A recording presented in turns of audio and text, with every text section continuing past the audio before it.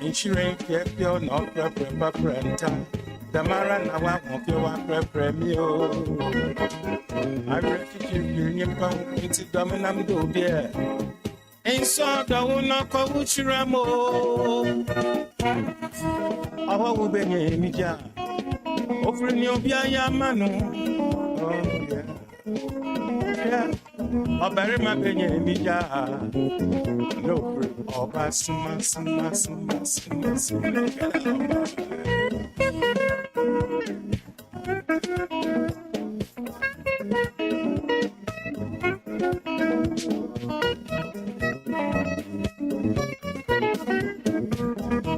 101.1.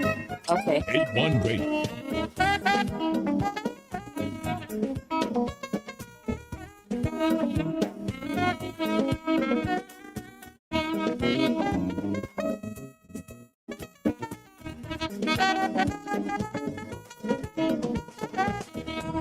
I tell you, said me to take right in me, I will grow having cream my son. Our way.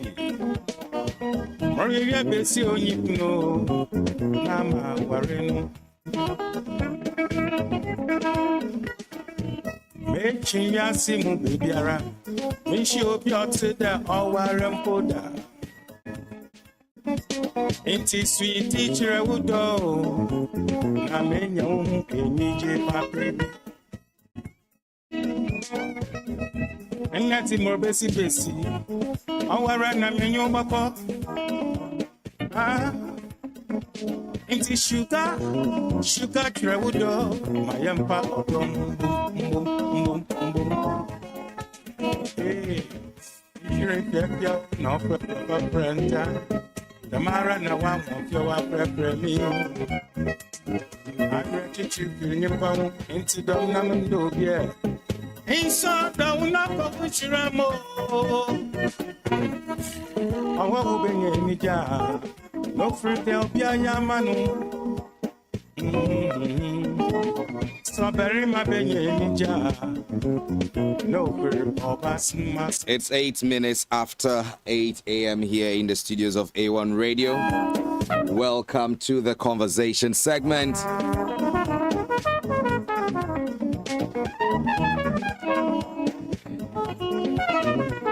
Yes, just some few days to the end of the month of May. I think 3 days. May has 31 days, and today is the 28th day of May 2026. Yes, Charlie, this May month, yeah, it's been a good month. Yeah, Charlie. Barring all the issues that happened or occurrences, but Charlie, we just have to thank God because the month of May has been great. And this morning, I just want you to show some love to someone celebrating their birthday. And here from the studios of A1 Radio, we want to specially celebrate these Mayborns. Yes, it is only the Mayborns that have an association. The association, the Union of Mayborns, and for them, every month they come in with their numbers, their names, and we have no option but to wish them a happy birthday. Just to show them love and appreciate God for keeping them, and also pray that God would continue to preserve them for the remainder of their days. And so this morning I have the singular honor to wish Mayborn Agnes Amwa, who is a community development expert, happy birthday. We also have Mayborn Ayene Adagana Comfort of Jumia Hospital in Tamale. Happy birthday to you. We have Mayborn Reku Ernestina with the Municipal Head Directorate in Kintampo. We have Mayborn Francis Avosige, retired educationist, Sumbrongo. He lives in Sumbrongo in Bolgatanga. We also have Mayborn Tampuri George. He's a Beza at Nabango SHS. That's Nabango Senior High Technical School in Nabango. We also have Mayborn Zoga Augustine with ICOR in Navrongo. We have Mayborn Georgina Asa, a businesswoman located here in Bolgatanga. Yes, so let's just wish you a happy birthday, and we're praying for you and praying that you stay strong, healthy, Charlie, more money, and then more grace to do more. Yeah. Yeah. So happy birthday to you all. And very soon we'll be having our conversation. We have our political actors already seated.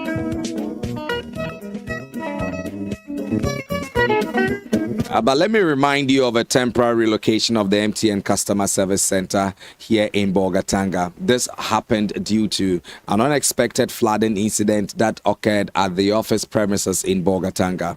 The Customer Service Center has been temporarily been relocated to the MTN Technical Office in Bolgatanga along the Bolga Navrongo Road. Customers may visit the MTN community shops located opposite Rain Samira Supermarket, Rain Inn Supermarket, along the commercial street and near the MTN office adjacent the VIP transport station for their services. You can also follow them on all their social media handles to for some service support.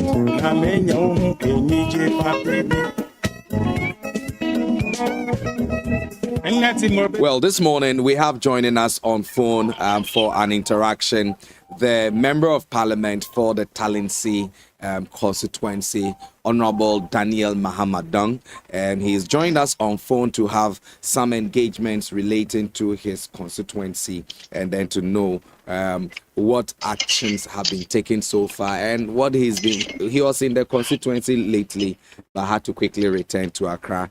Honorable, a very good morning to you. Thanks for making time to speak to us this morning. Hello, Honorable. Hello. All right. So we'll try to make reaching, and then we'll get back to you. Like you know that.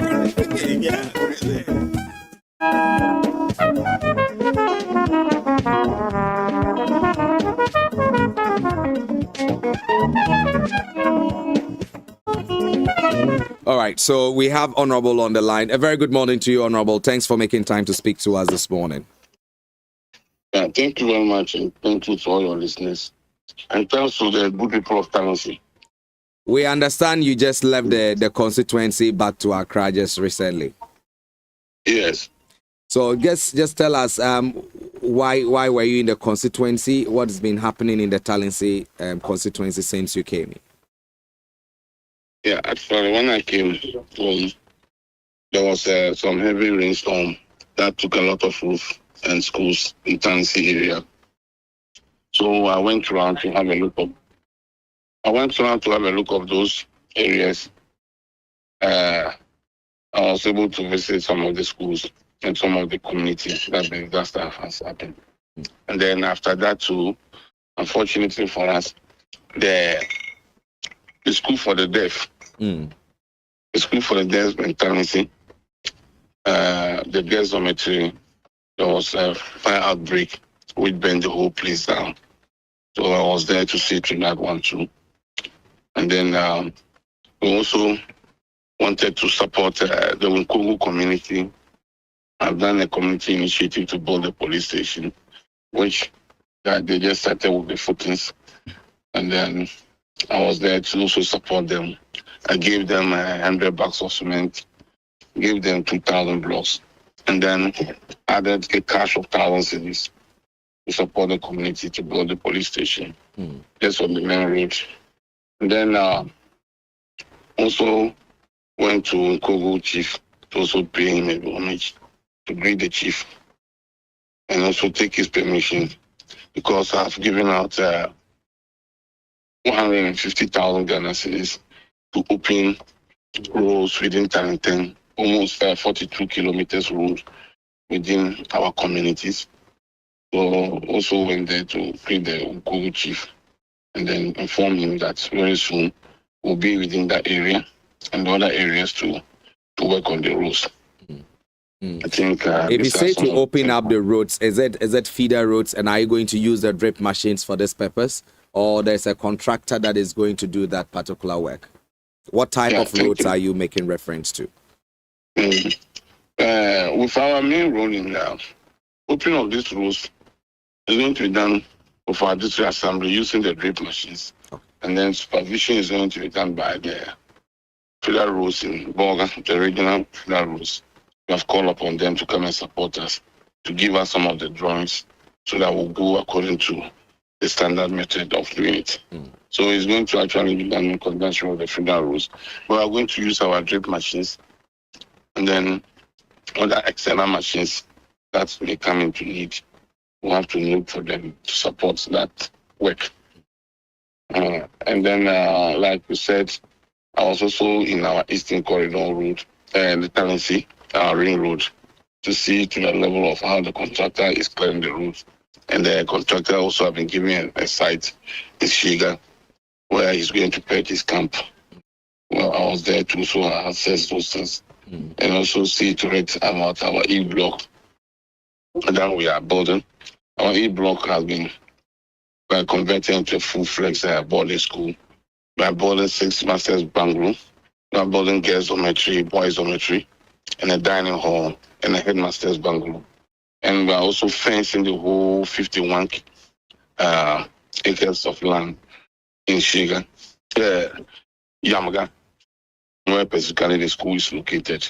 So I also visited that area to see work done, and I think I've started with some of the works. And I was actually on the contractor not to also clear all the trees. Some of the economical trees that can be maintained in the campus to be left for them. So I was there to see it, and then I think the man is on the same path. Right. Quite recently, there was a news report of one of the communities that falls under your constituency, which has issues with water. I don't know if this has come to your attention, and what are steps you are taking to ensure that water becomes available to hard-to-reach communities which are struggling with water. Thank you. There are some of our communities within our area that is actually they need water. But first of all, I want to make this thing clear. When you check within our area, in Talency as a whole, all my predecessors have done well. When you take His Excellency, the late John Tia, he gave a lot of boreholes. Tom Rana also, who was then the MP, also did a lot. And Honorable BT Baba came with another initiative to can tout of uncountable boreholes that he did. And when we just took over 1.5 years, we have actually dug boreholes, almost 50 of them in Talency. For instance, all the assemblymen within Talency, irrespective of your color or anything, was given a borehole to be allocated to an area of his area where water is there in need. We just finished commissioning those boreholes, not quite, no more than 2 months now. And we have, I think, 23 or 24 assemblymen in Talency. So I'm not saying we don't have water problem, but by the grace of God, and the good people of Talency and our elders, and the community people itself, we have a lot of borehole that is actually working. But some places, the distance is quite distant. I know people are developing building houses, outskirts, and other lessons, which we need to provide them water. But some of the situation you see on the social media, I think some of them, I don't want to use some words against it. But I think as a journalist and other this, now appeal to people that most often when those things come to your audition and you want to air it, you should seek some small clearance from the assembly or get a second eye to it. Then we can have a very good reportage about Talency and our community. Right. Because sometimes when these things comes out, a lot of people also complain. But the areas that they have raised concern, there's no water. I have personally gone there to give water. For instance, there was current one was about Shiga. Yes. When I went home, I requested that the borehole should be dug within that area. When the borehole was given, it didn't go to that specific place.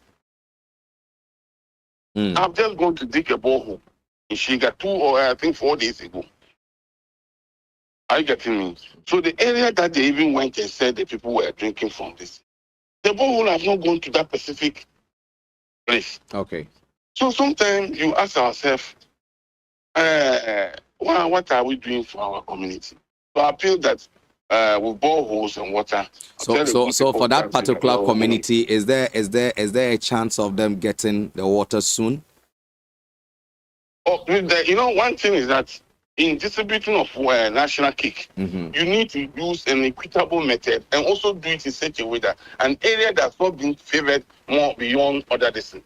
And as a leader, you have to make sure that people's needs are met in timely. So areas that without water, we are working on them. Right. And I know that there are other places that they are in need of water. We have gone to Namolo to do Tabaya and Pusunamo. They need water. You go to our just custom barrier on the main road. You see that all the communities within that area don't have water. Are you getting me? Right. We are there to also provide them with water because of the rains these days. So we are going around, and I think all those areas will be met. Right. Talking about images and scenes that appear on social media. Last week, disturbingly, we saw some footages on social media about some unrest with women blocking the roads and not allowing vehicular movement to pass, especially to the mining community. Once you were in the constituency just recently, what has been your response to this particular incident, and what are the assurances to these groups that had these unrest, these demonstrations? I think this unrest was actually necessary because water is life, and then our people there suffered with some challenges, and then the DCE, Honorable Dominion, actually was on it. One is that the area, they have two boreholes. It's a new settlement, and one of the boreholes that they were using got broke down, which they didn't bother to restore it because the other one could meet their needs. But that one was using electricity to pump. It was mechanized with electricity. So unfortunately, there was this transformer issue there, and then how the lights went off. So when it happened that way, they now have to sort out to another borehole, which the distance was far. And it was so hectic for the people. So the DCE worked on the ECG people to restore those lights there. But there was a complaint that some of the poles that was used previously had a problem. So they were now trying to get a full replacement of it, and they needed a VRA approval. So that day, when the people raised that concern, he was there. We contacted the mining companies. We even brought in a generator that pumped water for them within 2 days, and then it had been restored. And we think that will not happen again because we are working out to mechanize other borehole and possibly to also get a hand pump borehole that they will use. And you know that recently when there was a rainstorm, a lot of the poles within the region got broken. For instance, in Tennessee, we could count over 70 high tension poles that got broken within the area. Were almost in light off for some days. So, and some places are still not being restored. So we cannot just rely on the national grid. There could be any external distance. So I had a meeting with the DCE and then the other stakeholders around that we should try and get a mechanized boreholes to also augment those ones there. And we are working on that. Okay.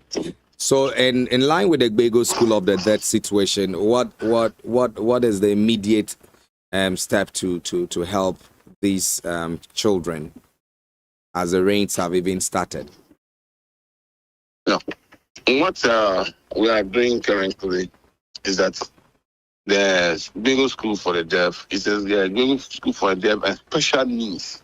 It's not only meant for only the deaf and dumb, but other students who have a special needs are also taken into that place. So when you get to the school, it's actually they're doing a lot of things. And the student population, there are almost 400. 300 to 400 plus. So the guests are many, and the way the whole thing happen, there are other masters bungalows distance, and then most often in those special needs schools, they build cubicles for their madams, where those who take care of them in the place. So we have moved some of the students there, and it is congested actually. So we are going to appeal to the government, and I know by next week we'll see how we work out to appeal to the Minister of Education. I've already made some contacts on that and see how we can support them. But the day I got there, I realized that they also have challenges in water issue. But one of their borehole was already working, and the other one too. So just that instantly, the next day, I was able to mobilize, get them to 24,000 Ghana cities to mechanize and buy reservoir to do a new borehole there to improve in their water situation there. So we are working around the clock to make sure that the thing becomes something of the past. Honorable, we are very grateful for making time to speak to us this morning. Thank you very much. Thank you. I'm so grateful, and thanks to the whole Tennessee and the Upper East people. Thank you very much. Right. Thank you. I'm grateful. So that is the Honorable Member of Parliament for the Talensi constituency, Honorable Daniel Dong Mahama, speaking to us about happenings in the Talensi constituency.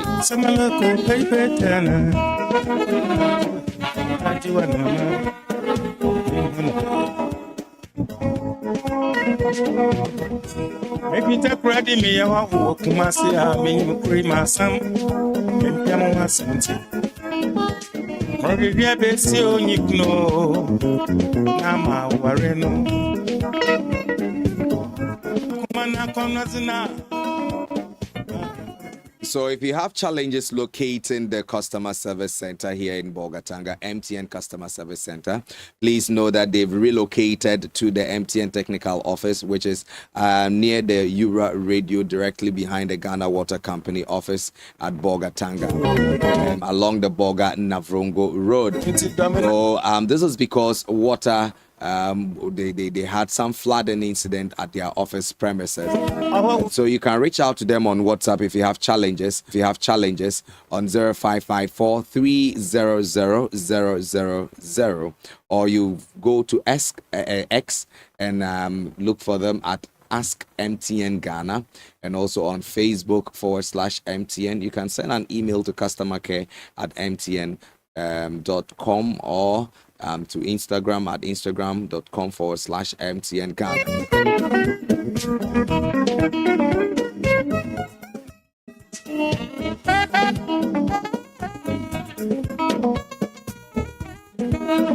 What defines a woman, the strength of a woman? Is it her creativity, her ability to multitask, or her leadership? Discover Obasima and Stanbic Bank's Women's Banking Solution, designed for women in Ghana. Enjoy business incubation designed for every woman in Ghana. For business incubation, China trade opportunities, and comprehensive financial and insurance support, Stanbic is here to drive your growth. Visit www.stanbic.com.gh or you call 0302815789. Stanbic Obasima, unlock your strength. Inti sugar trewudo mayampa odom. Filisco San Ghana Limited is your reliable partner in freight forwarding, total logistics, and commodity supply since 2012. They have been helping businesses ship goods from Ghana to the world and from anywhere in the world back to Ghana. With operations across China, Europe, Asia, India, and Africa, plus a strong fleet of trucks and trailers, your containers move fast, safe, and reliable.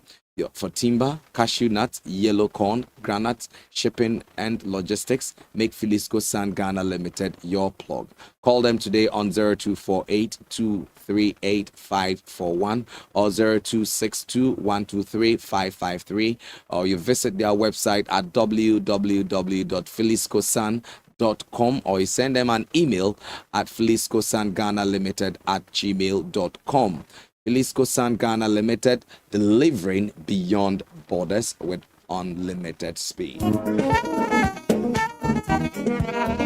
Well, this morning I have my political actors seated. We have Isaac Ayamvua, popularly referred to as Mr. Understanding, and also we have Moses Amwa of the NPP. Isaac is of the NDC.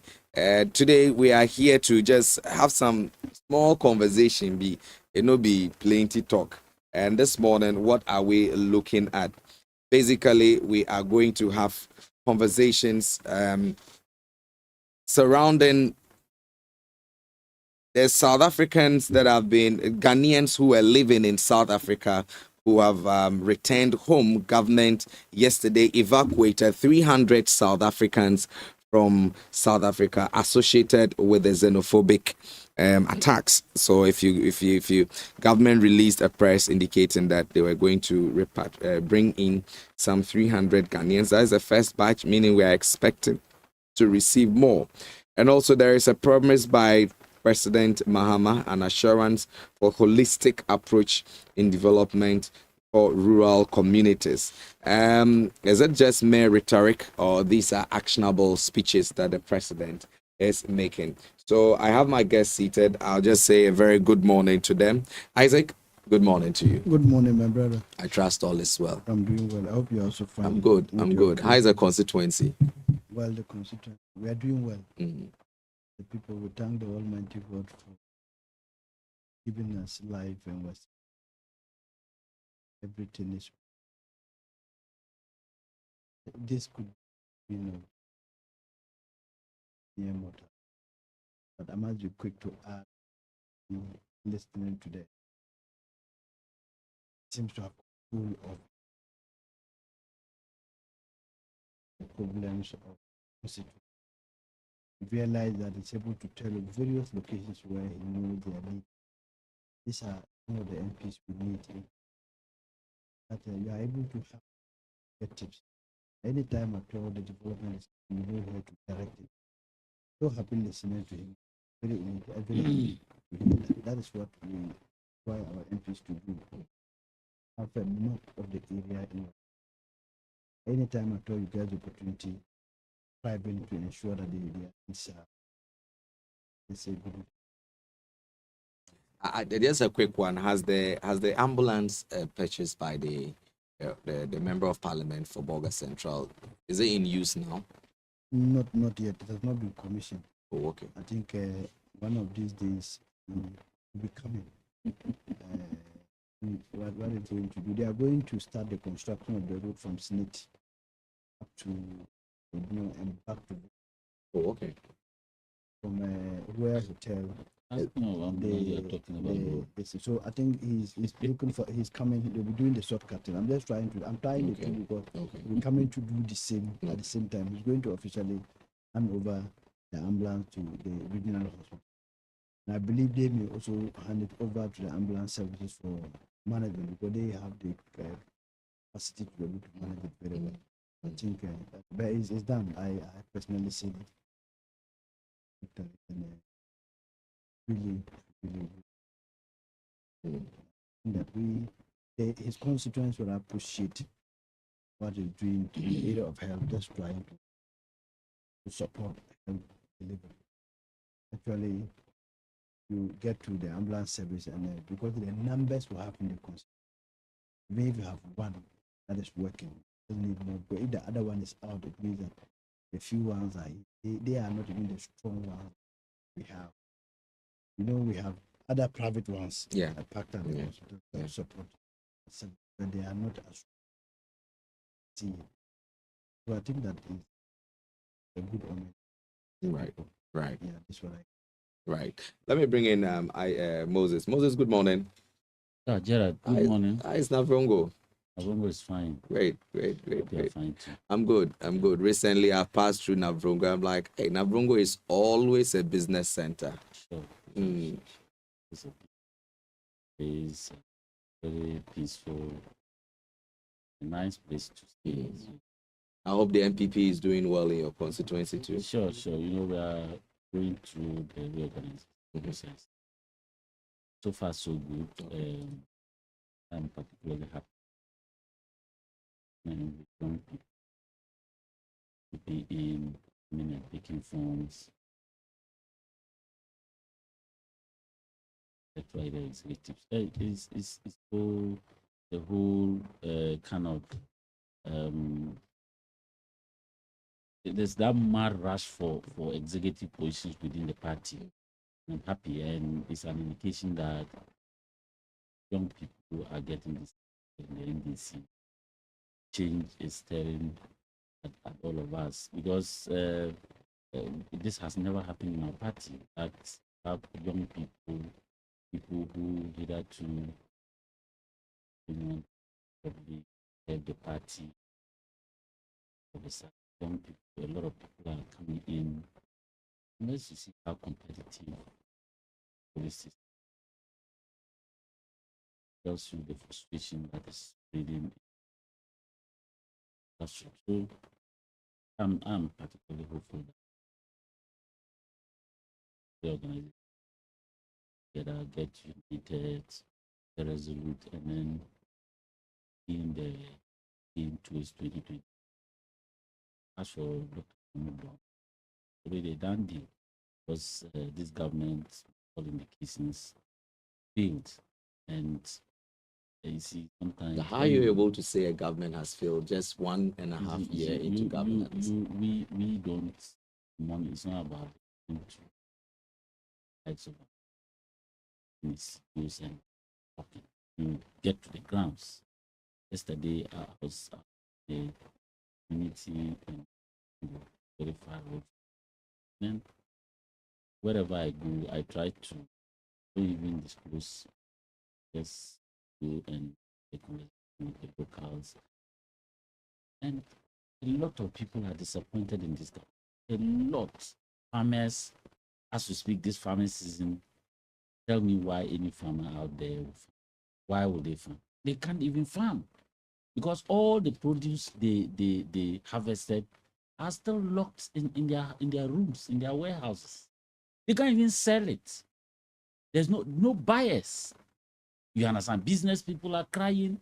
Fuel prices are skyrocketing. You understand? There's abject poverty in the system. Money these days is like the blood of a tiger. How to come by money is these days is serious. So a lot of frustration and disappointment within the people. And I'm telling you, don't let us. You can pick your cameras or your microphones and get to the grassroots. Interview the locals. Right. That's where you understand how the ordinary Ghanaian feels. But when you interview, understand, or you interview Talents MP, you tell you that, oh, everything, everything is fine. But unless you get to the grounds, you talk to the locals, you talk to the business people, the farmers, and these are the major actors of the economy. Okay, so we are hopeful for the presidency slip off the hands of the NDC already, and we are now looking at electing very winnable parliamentary candidates who can win majority for us in parliament, and that is certainly going to be done.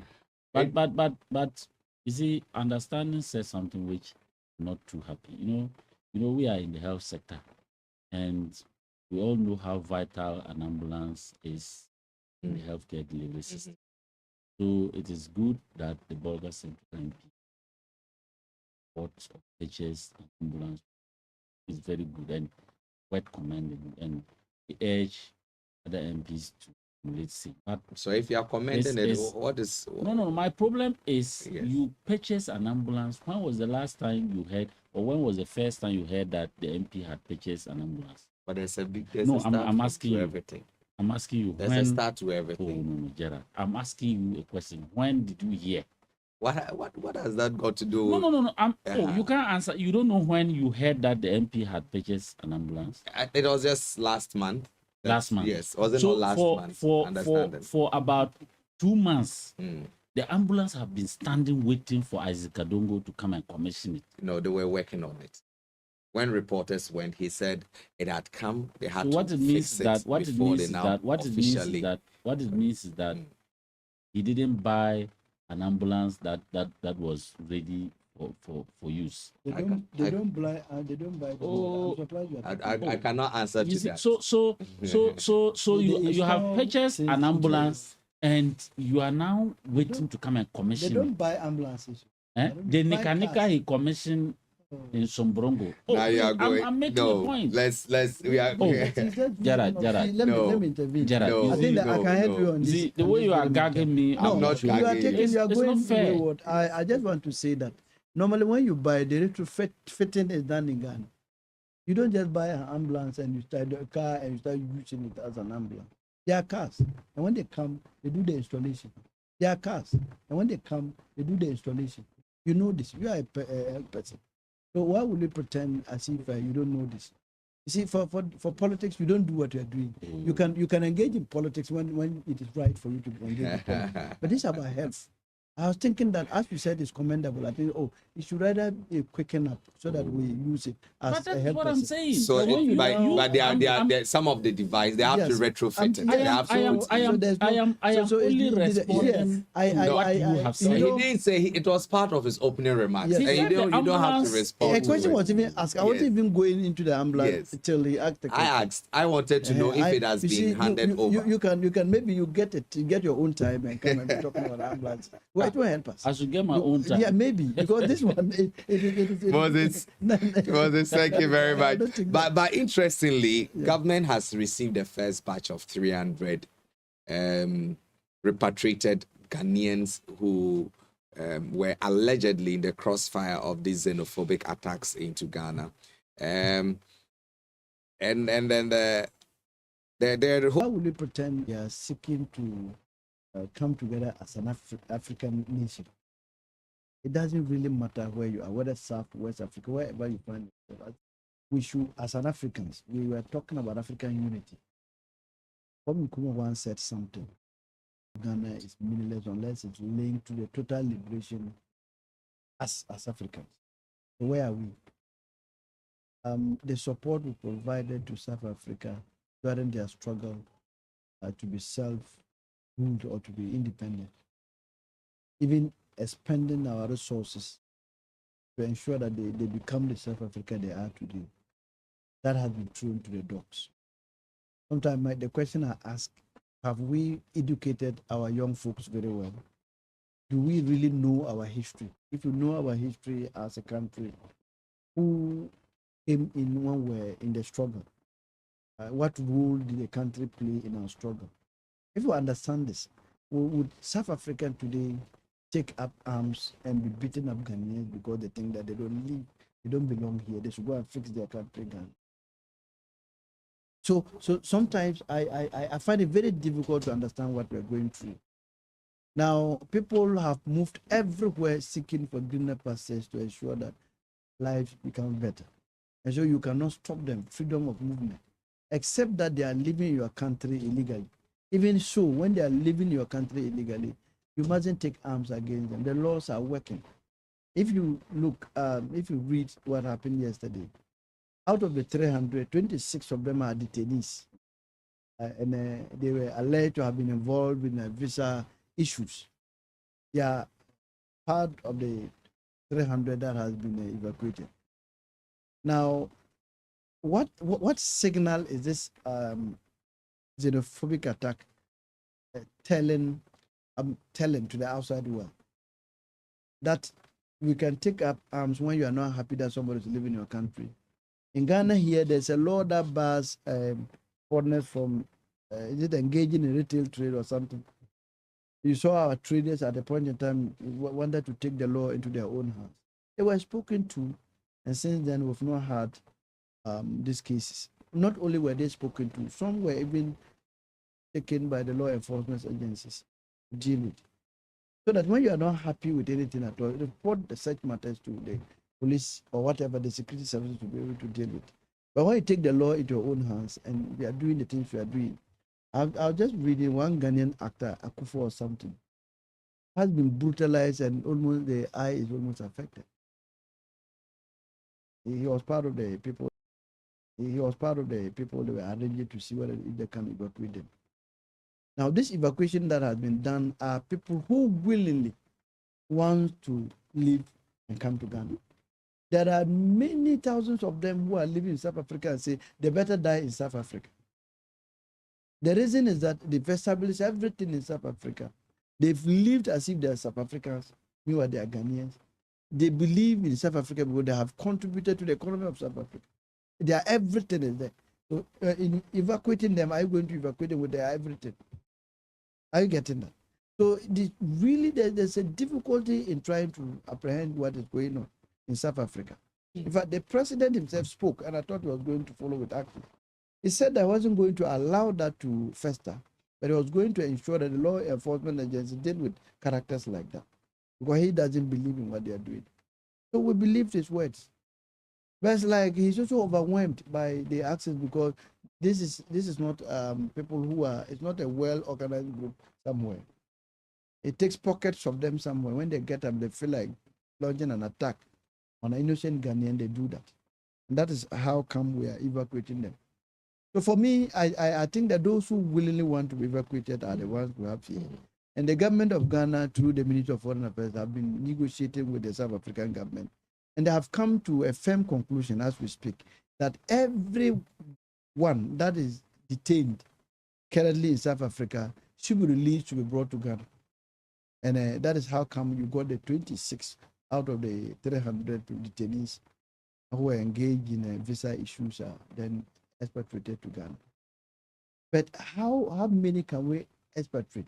When they came here, I understand they will give them 50,000 Ghana for a startup somewhere. Maybe they were engaged in doing so something. that is the next thing I was going to ask about the funds that are going into their reintegration. So here is the reintegration allowance. So for one, they have a welcome home financial package. 2, transportation assistance to their various destinations across Ghana. 3, reintegration allowance. 4, free psychosocial support. And then 5, entry into a special database for jobs and setup opportunities. Yeah, so obviously when you are a Ghanaian, there are some rights accrued to you as a Ghanaian. And so those rights, obviously, if the government has the will without, the government ought to make that available. That is exactly what we are seeing. They are Ghanaians in the first place. They've left this country, not illegally, but legally, and they are resident in another country. The country says that we are no longer going to have them here. They've left this country for some 20 years, some over 30 years. Now they are coming to reintegrate with their families in Ghana. Some might have lost some new families who have come up within their setup. When you come back, you don't even have a place of abode. So at least you may have a room somewhere, sizable room, be able to put your head, maybe to begin something. You want to start some table business or just something small for yourself. That is, although we are not saying that all of them are poor, so that they can put themselves up. We are unable to tell. But as a responsible government, you just want to ensure that your people are well catered, so that if they even have more, they can take care of themselves more better. So when they come, obviously most of them may not be working. Some of them are not artisans. Some of them may not be people with some skill. Now you will want to provide them something to be doing so that they do not join bad groups. But when they are frustrated in this manner, means they get here and they have nothing to do. Those bad people can easily influence them and get them onto their side. So what you do is that once you have a place to lay your head, the next thing is to your daily bread is number one. And how to even take care of your family, because when they may come with children, whatever. And so you need to. So what they are saying is that let's put them on a certain database, specialized, knowing very well that but we should not be tempted to believe that there are more Ghanaians than we do who are living in Ghana. Are you getting that?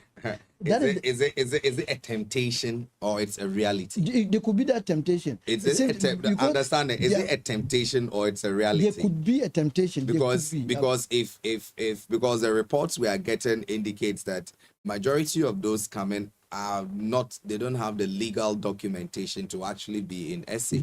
No. So if they are coming and government is to spend this huge money to reintegrate them, that report is not correct. Set up a special database for them. Don't you think your grassroots would have issues? Won't they be agitated to the decision of of the government to treat some as more Ghanaian than others? You see, even when you give birth to so many children, 5 of them, the treatment you give to all of them, one obviously will not be happy. Will vary. I'm not saying that them the consequences. No, that's not what I'm saying. What I'm simply trying to say is that as a father, you are supposed to be responsible. It is a responsibility of a government. But that's what I'm saying. We should not be tempted to think that those who are living in SA are more Ghanaian than those who are living in Ghana.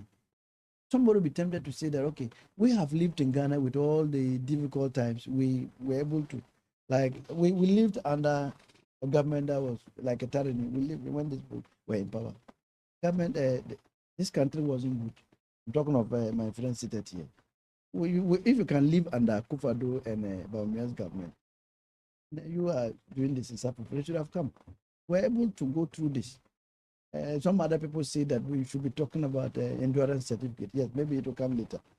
But I'm saying that we lived in Ghana, so we're also Ghanaians. So the temptation of wanting to protect those who are coming home at the detriment of those who are living in Ghana is also something we should be taking into. But I'm not saying that what they are doing is wrong. Right. But see, whether we like it or not, like as you were saying, you said that most of them are living illegally. No. From the communication we are getting, they are saying that out of the 300 that has been evacuated, there are 26 of them who are living there illegally, and for visa, they had visa issues, so they were in detention. They are the ones that have been added, making the number 300. Now, for those people, yes, they were detained. I don't know whether now that they are bringing them into Ghana, they are going to be detained in Ghana too, or they were released. But the South African government has agreed that everyone in their prisons in South Africa should be released to Ghana, which I agree. You get that? Because they may not, now that they are even living and working to eat by themselves, you are beating them up. Maybe they may kill them in their prisons. So I agree with the efforts of the Ghana government is doing. But I have been saying this. MTN is in Ghana. A major stakeholder is the South African government in MTN. Should we also get up one day and begin attacking offices? We know the number of Ghanaians who are working with MTN. And do you know, if we say that they shouldn't come into Ghana, what will happen to that company also in South Africa? We have an alternative. So we will be sacrificing the people who are currently working with MTN. But if we say that we are moving to Tigo, we are moving to Zain, we are moving to Telecel, and we don't want to see MTN in Ghana. The number of big businesses that are in Ghana that belong to South Africans, should we also take arms? I've been asking. So I think that we need to, that's what I'm saying. That's what we do social studies in our secondary schools. Is to let them know who you are as a Ghanaian, your responsibilities as a Ghanaian, what you are supposed to do and what you are not supposed to do. Right. I don't know whether they do social studies in South Africa. Right. But so understanding. So that if you are trained, if you are enlightened as a young man, to understand who you are, where you come from, as a country, how you got to where you are now. Ghanaians should be the last people that the South Africans should be attacking. Right. Because Nkrumah made them like they are one of his babies. Right. Is it wrong to ask the source of funding for all this? No, for the source of funding. Because until now, Ghanaians have not been told where monies for this evacuation and the reintegration allowances are all coming from. No, we have not. As a foreign ministry, it can ask for assistance for some of these things to be done from the government of Ghana. So this money is not coming from, it's not an escrow account That was really, and I think the government is doing exactly so. Government speaks to these people and they willingly want to be evacuated. Government is not going to forcefully drag them. Some are saying that they better die in South Africa. We pray that they don't die. Because they believe that coming to Ghana will impoverish them the more. So government is strategic. Once you show willingness to come to Ghana, we simply will have to, even if you take Ghana government to even come to parliament with another supplementary budget to ensure that we also finance, will give money to Foreign Affairs Ministry to bring our people who will do it. Right. Mind you, the denigrating aspect of it is when they say, go back and fix your country. As if South Africa is fixed than Ghana. It is good that, yes, they have the largest and the biggest economy. That I agree. But the crime rate in South Africa is unheard of. In fact, those who've been there, they will tell you that every 5 minutes there's crime being committed in South Africa. Daylight robbery is what is experienced. That is why you watch daylight robbery as you are watching film in South Africa. I have a pastor friend, even a pastor who went to South Africa. He said when it was around 4, his colleague pastor started calling, where you come home? South Africa is not like Ghana. So they themselves appreciate that Ghana is a better country. Right. But are you saying that, is there even in America that they are developed? People are, expatriates are living, isn't it? Yeah.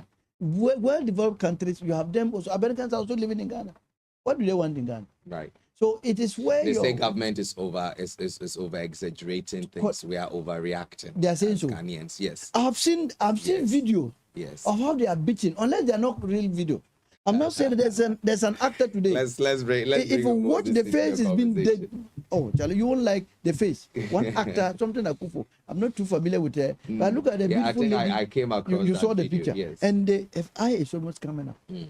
I think that when we get to this point, what I can advise is that political actors will let us act within us. Let's agree. Let's come together and talk about Ghana, not necessarily talking about NDC NPP. Right. And those who are, when they get the opportunity, they think that the only thing that can bring them back to power is to hang on to the low-hanging fruits and to talk about. It's the Ghanaian person. We don't even know those who are bringing. Let me Perhaps take- maybe NPP people are more in the 300. Maybe NDC people are more. Right. Are we able to tell? They are just Ghanaians. They are just Ghanaians. Right. You don't go to ask them what card I can't remember Right. before you bring them to Ghana. Right. So we need to speak Ghanaian language now. That's We fine. need to speak Ghanaian and believe in the Ghana that we have. Right. They are insulting us to fix Ghana. Thank God there's a reset. And the reset is permeating on all facets of life. And that is exactly Amwa. what some Yeah. people don't want to do. Yes. So your take on this repatriation. Yesterday, government received the first batch of repatriated Ghanaians from South Africa. Yes, very welcoming because of the xenophobic issues in South Africa, which unfortunately is difficult to understand the essence of it. But what do you make of government's decision to take this bold initiative of bringing in Ghanaians? Yes, so Gerard, thanks once again. I think that, well, this part of government's responsibility, one and oath to protect the Ghanaian and to work in the interest of every Ghanaian. Once have some Ghanaians going some stress, probably some unfair treatment in another country, that responsibility on government to probably repatriate these people. This is not a novelty. It is something that happens in every government. And if you remember during the MPP regime, in the dangerous COVID-19 back the Cold War, government evacuated over 10 years all over the world, Ghana. When the Russia-Ukraine war struck, government had to move in. I mean, the MPP government had to move in and with some things was getting more. So I think that this is not a novelty. It's not something that never happened before. It's something that all governments, in fact, all governments will do anytime there's any agency or any misfortune in any country, then the government of Ghana, who is a embassy in that country, will move in to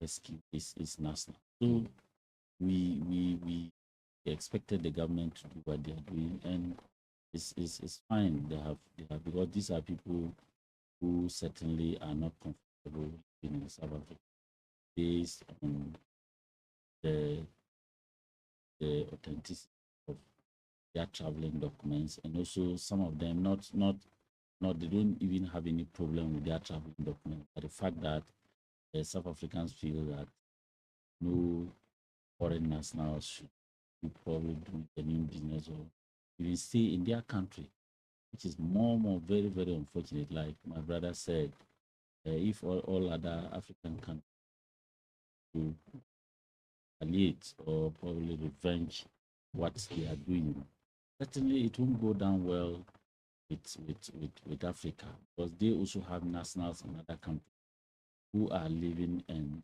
doing businesses. If in Ghana here, if you want to count the number of South Africans who couldn't finish counting them, they have a lot of businesses that are helping Ghana and also helping South Africa, because once they are making profit in Ghana, I can't say that profit doesn't help their country and all that. So for them to go the line they went by attacking Ghanaians and all that, other nationals, it's not good. And recently, I was watching a video where saw some Nigerians also attacking some South African shops in Nigeria. And you see where it is moving is gradually, slowly, and at a point in time, some countries will also start revenging, because if the madness doesn't stop in South Africa, others will also take the laws into their own hands, and also what do you call it? Do the same thing to South African national, and it will not augur well for Africa. And you see, Gerard, my disappointment, the African Union, ever since this whole thing, I have never. Maybe they have issued a statement, or maybe they have made an intervention that I have not seen. But I am yet to hear or see the African Union that is supposed to work or operate in the interest of Africa rise up to the occasion and say that enough is enough from the South African government or probably its citizens. Because if you are not on your own, you are within the African Union, and therefore you should abide by the rules and regulations of the union. And one of the rules and regulations of the union is that we must respect each other and coexist. And if you have other nationals in your country and you disobey all these things and you go about doing these things, it's not fair. And yeah, the other aspect is the South African government itself. Okay, I don't know what the president just said we should not there are illegal groups that are doing the march, and then their government is going to take steps to ensure that they can how long they want to wait before they act. And remember, this is not the first time. South Africa in particular, that thing is like it's in their gene. In 2015, we actually lost some Ghanaians in line very with frequently. That. Look, in my entire life, I have never heard or seen Ghanaians wake up and say other nationals should leave Ghana. I've never seen that. And I am saying that the citizens, in fact, the few citizens who engage in this madness cannot be stronger than the government machinery. So if the government machinery of South Africa had risen to the occasion and say enough of what you are doing, it would have stopped it. Perhaps they are also unofficially happy with what the people are doing. Because if you are not happy and you really don't like it, it's something that you can easily stop. I don't know why they are not stopping it and allowing these people to do the kind of things they are doing. Do you think this has maybe it may affect our diplomatic relations with South Africa? Well, for South Africa, maybe I don't know of South Africa, but for Ghana, certainly yes. Okay, because I don't think anybody, including our president, will be happy the manner in which our things been treated in South Africa. And definitely it will go down in the history of this country that the ones treated in this manner. No matter, look, they are human beings. Even if they are living in South Africa illegally, there are rules and regulations governing some of these. Don't take the laws into your own hands. You torture them, you harass them, the manner in the videos we are seeing and all that. It's not fair. It's not fair. There are rules and regulations governing some of these things. Even in the US, which is the preferred place of everybody, or let me say a lot of people, when you live in the US illegally and you are caught, you are not treated the way the South Africans treat our people. You get it? So I think that the South African government need to be more responsible. They need to act, okay, on their own citizens and call them to order. And I think the African Union to also rise up to the occasion and speak. They shouldn't only speak. They should make sure that they hold South Africa responsible for whatever they are doing. Because if South Africa doesn't want to be part of the African Union, they should simply pull out and form probably their own continent so that we know that they are on their own. But if you are part of the African Union, you should respect the rules and regulations governing the union, and you shouldn't do some of the things they are doing. There are one angle that my brother spoke about that I'm also worried is the fact that it's going to, you see, businesses will suffer. Families will definitely also suffer because some of these people probably have lived in South Africa for a lot of years. They've established themselves. They are working, they've established businesses working there, and it's helping the South African country. It's also helping our country, like I stated earlier. So for you to get up today and abandon all those things and you're start at fresh, certainly those businesses will be affected. The families that they raise over there will certainly also be affected. So integration is going to be another issue. Even with those that are living in this country, how are we coping? Okay, how much more somebody who have been brought elsewhere to come and start all over from the country? It's certainly not going to be easy. And this money they say they are giving to them, 50,000 Ghana cedis. I'm telling you, Gerald, if they give you 50,000 day to day, next week it will finish. Looking at the cost of living in this country, the cost of rent, the cost of payment of school fees and other things, 50,000 is chicken change in this country. I don't know how they are going to reintegrate themselves into the Ghanaian society. That's why there's a database, if they don't have a special database. I'm saying that this thing is just for the cameras.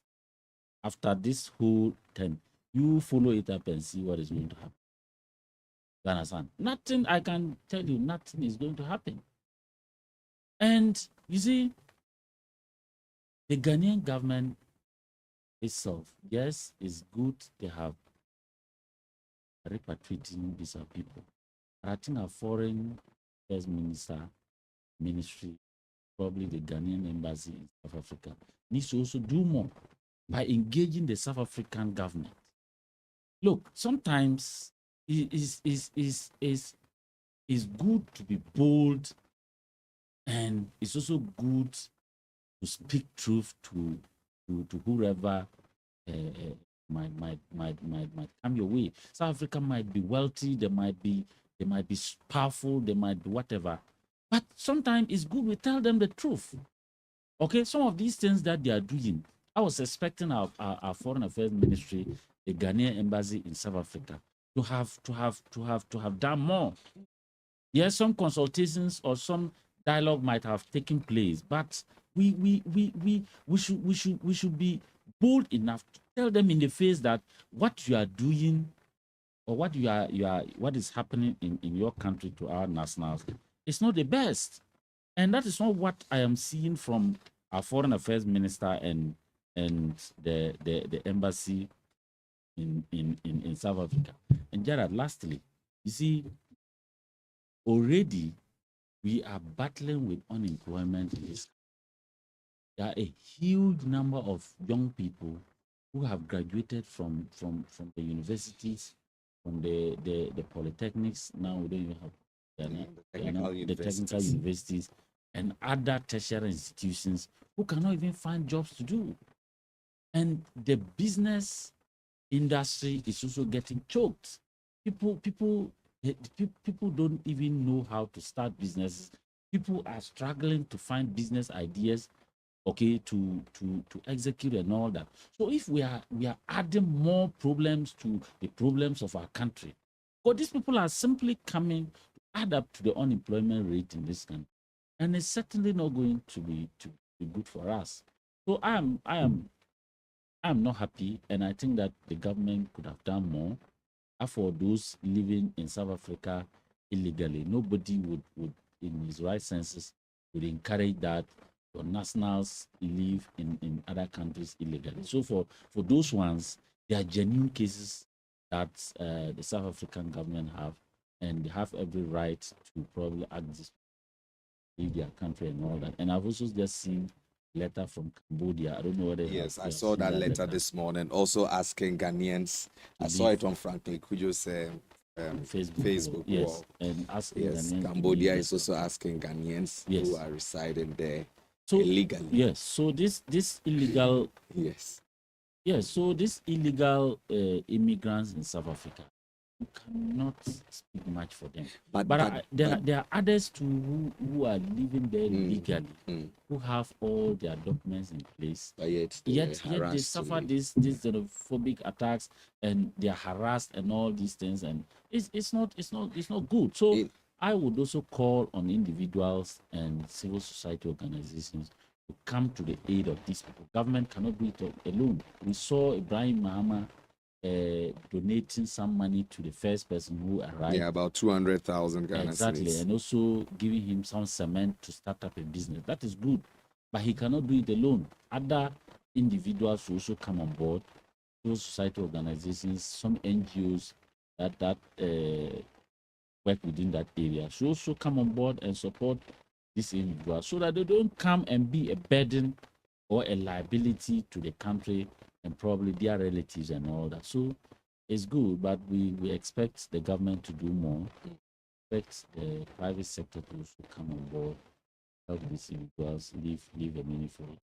Interesting. If you're just joining us, this is A1 Radio 101.1, and we are having discussions this morning on some issues, especially leading to the repatriation of some 300 Ghanaians. The South Africans are just they believe that we are overreacting to this issue. Do you think we are overreacting? I don't think so. How are we overreacting?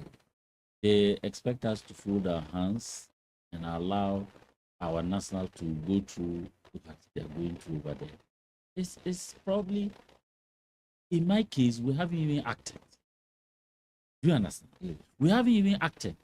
Probably we should have retaliated so that they will learn a lesson. Or probably we should have talked tough to them. Like I said, our Foreign Affairs Ministry or even our president would have waded into this and send a very strong worded statement to the South African government. Because you see, that's why I said South Africa may be developed, they may be advanced, they may be whatever. But see, we need each other. We need each other. We have their companies working in Ghana here. We have South Africa depending on some of the exports that we export in this country to South Africa. No, look, we cannot do without each other in Africa. The way we need South Africa is the same way they equally need us. So you cannot harass, you cannot intimidate, you cannot torture our nationals, and then when we want to probably remove or probably extricate our people from the pain and torture that you are taking them through. Or if probably we move in and we want to survey the situation, you say we are overreacting. If they had not done what they did, would the government also do what we are doing? Right. So it's I don't even think we have acted. We should have how painful it is to do what they did. Right. Mr. Understanding. Yeah. Understanding. Yeah. We are advocating for a borderless Africa. Is this one of the hindrances to getting a borderless Africa? A typical example of them, you don't even need to struggle. You just need to point your hands. Obviously, no country will be willing to. EU. See, when this thing happened, the Foreign Affairs Minister summoned their Minister of Foreign Affairs and actually registered his Displeasure. about what is happening. Quickly, the response was that they consider that one as lawlessness, that they are taking steps to ensure that this thing do not continue. Now it has continued. Now we just needed summoned their Minister of Foreign Affairs and actually registered his Displeasure. about what is happening. Quickly, the response was that they consider that one as lawlessness, that they are taking steps to ensure that this thing do not continue. Now it has continued. Now we just needed another response from them. Is it the case that they've been overwhelmed by? As they come out to say that, we just think that it's deliberate. They are reneging on the promise they give to Ghana. But they promise that it's lawlessness, and they do, as government, do not support what is happening in South Africa. So we took their words hook, line, and sinker. We're thinking that as they've gone back, they will take pragmatic steps to ensure that this thing do not recur. So what are we seeing? We are even seeing an let's say escalated form of it. I saw them beating, and when they are not one, you have about 10 people beating one person. And the lawlessness in South Africa is becoming serious. And I believe that when you are talking about AU, you are talking about even trying to come together and have a single currency. You know, we've been struggling with that one. So we are not near there. So it's a typical example of what is making Africa not unite. And I think that AU has not spoken enough. It's not enough to condemn the actions in South Africa, but at least taking steps, at least you can punish a country for what they are doing. When South Africans are punished by AU, by preventing them from having access to some of the things in the most of the African countries, then they will get to know that it is becoming serious. Maybe because we haven't that, like he said. You see, because we get the opportunity here, when we say it, people will escalate it. But maybe because we have not attacked any South African in Ghana. That is how come they think that we are animals here, but they are more human beings. It's like when you see them talking, you are lazy ones. Like a Ghanaian who went to South Africa and he was cutting nails. A man who cutting nails. They are beating him, he has taken up their jobs. Cutting nails is your job. You can do it. Then you can also take your bucket and go around and be cutting people's nails. If it is your job, is this a skill that you can also learn? Go ahead and also begin cutting nails. Barbers are being beaten here and there. The guys, you see, when you go to South Africa, those who have been there and stayed there for some time, they are the people who like their skin. And so when you like your skin, some of the works that you will be doing, that is likely to subject some kind of negative tendencies that to your skin. You don't want to. So they want to be looking polished, going around white collar jobs. But our people are ready, because they are out there to make money. They are ready to do anything. Then you beat them up. They were beating him with his bucket ladder, the Ghanaian who's cutting nails in South Africa. So I think that I don't know where we are going, but if the South African government is not escalating this to a national security threat in its own country, then we Africans, the other countries, Nigeria, Ghana, and other countries here, we will also take a cue from that. And so that when we also begin to do 1, 2, 3, they will learn, they will know that we're not animals living here, we're human beings. We've been too lenient on them. We know them, they are here. But the thing is that we don't have to do so because we think that we are more descendant. We don't want to get into that. And now that we had the president the last time, he said he's not in support of that and he's urging the security service to act. We are asking him, what is it? Has they been overwhelmed? If they need even expatriate support, we can do that. We can send security to go and hold this nonsense. Because it is not happening. After the apartheid from 2094, and 94, this is the next thing. Because of that condition, they didn't have more people trooping in. Yes. So now you are here, even still in South Africa, when you go to where the whites are, the difference is very clear. So, and you think that we are not the reason for your being. And Right. so I think that we like we're saying, we don't want to get there. Right. But when this thing continue till the end of this year, then we should come home and also devise a strategy. The strategy we should include sending a clear signal. I just saw a campaign on social media where there are some group also asking that South African mining leases shouldn't be renewed in Yeah, Ghana. I even prominent people as well. So there are prominent people in Ghana, key stakeholders in national development. That I'm are- also saying yes. That are also that I are all agree, but I'm championing also this saying that particular we cause. are also not looking at the consequences of that too. Yes. When they are asked to go back, what happened to us? But not renewing the license doesn't mean that we may not have Ghanaians. Unless able if you don't enough renew to- it, means that you are going to now come up with another new company, which may be a Ghanaian or not. They may also come with their workforce. Those people that were employed may also be jobless. So I'm saying It's that a complex situation. we are hesitant in calling for reprisals because Right. we know the dire consequences of any reprisal attack in Ghana. However, we think that South Africa should double their efforts to ensure that this thing is nipped in the bud. Right. Since 2008, it's been recording. It happened in 2008, 2015, 2019. It even at the point 60 people died in South Africa. 60 people died, of which a Ghanaian was part. So you can imagine, and it's not only happening. Nigerians, they have taken the law into their own hands. They're also beating them up. Is that what they want? So it is not helping. And no matter how you see it, and they are seen on live cameras. We see them on cameras. Live Live- yes. videos. The live videos. Can't you pick them up? What type of security do we have in South Africa that these people cannot be picked up? When 2 or 3 are jailed for engaging in xenophobic attack, these people will slow their anger.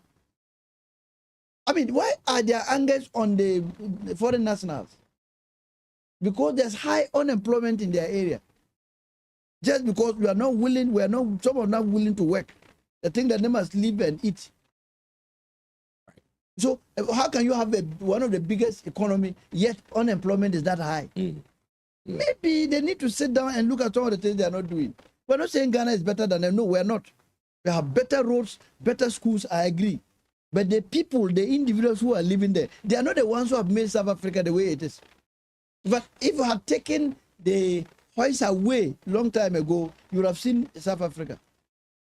You talk about better roads, better schools, but it seems our rural communities seem to be lagging behind in this tangent of development. There's been assurances from the president, but a lot of Ghanaians are asking, is this just mere rhetoric or it is a promise that the NDC government ensures to see to it that the bridge between local communities and the near city centers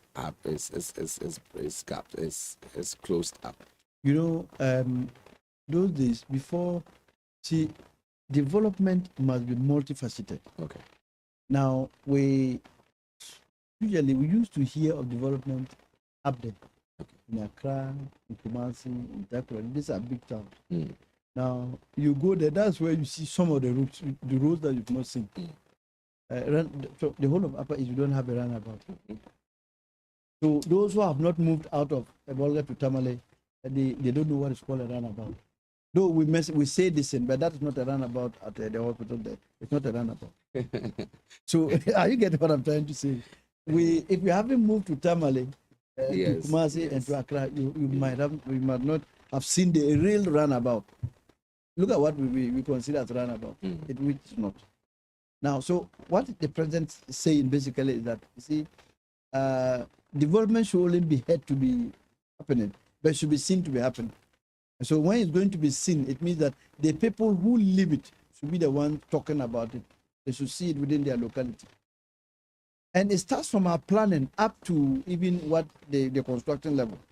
Now, most of our communities, and I think that in this case, I must also applaud the MPP government for seeing wisdom to equip the assemblies with the drip machines. Now, the only problem now is to get them fuel. The government should be the one to send for. So if you hear some of the MPs telling you that they have released such an amount, it's about today, yes. The Talency MP says they've released 150,000. Yeah, it's just about fuel and maintenance. There was a time they asked that the machine should stay because the company was coming to service them. Now they have, the warranty period will definitely expire. That it will be taken custody by the assembly.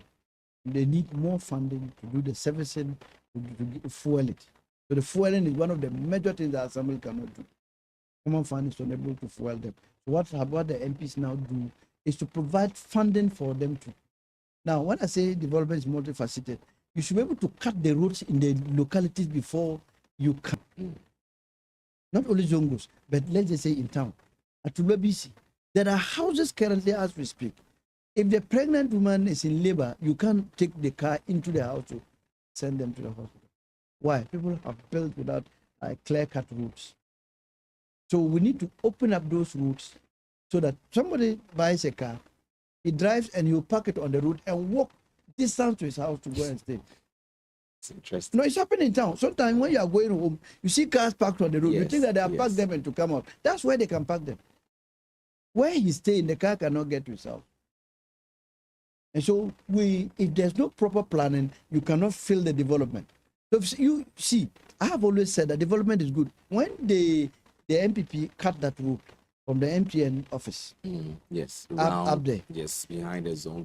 Have you seen that somebody is doing a washing bay around that place? Yes, and have there you are seen that shops that people have up. opened their shops around that place?